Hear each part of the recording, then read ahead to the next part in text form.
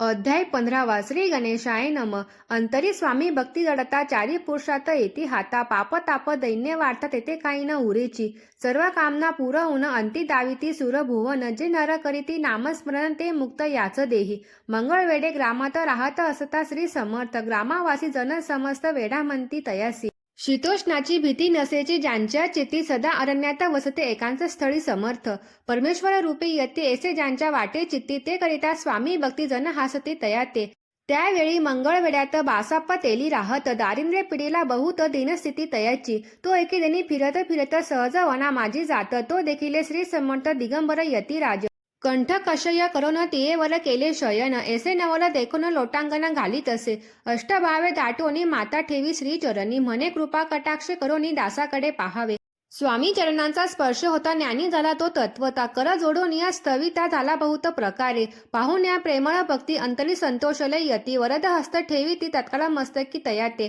बासाप्पाचे श्रीचरणी मन जडले ते पासोनी राहू लागला निशिदिनी स्वामी सनिग्ध आनंदे मग बासाप्पाची कांता ऐकून या एसी वार्ता करीत असे ते आकांता म्हणे घर बुडाले बसाप्पा येता ग्रहासी दुष्टोत्तरे बोले त्यासी म्हणे सोडिले संसारासी वेड काय लागले परी बसाप्याचे चित्त स्वामी चरणी आसक्त जनापवाद न भीत नसे चाड कोणाची एके दिवशी अरण्यात बसाप्पा स्वामी सेवा करीत तव झाली असे रात घोरतम दाटले चित्त जडले श्रीचरणी भीती नसे काही मनी दोन प्रहर होता रजनी समर्थ उठवणी चालले पुढे जाता समर्थ बासापे मागे चालत प्रवेशले घोर अरण्यात क्रूर श्वापदे ओरडती परी बसाप्याचे चित्ती न वाटे काही भीती स्वामी चरणी जडली वृत्ती देहभान नसेची तो समर्थे केले नवल प्रकट झाले असंख्य व्याल भूभाग व्यापेला सकळ तेजे अग्नी समान पादस्पर्श सर्प झाला बसाप्पा भानावरी आला अपरिमित देखीला सर्प समूह चौकडे वृक्ष शाखा अवलोकित तो सर्पमय दिसत मागे पुढे पाहता तो दिवस सर्पमय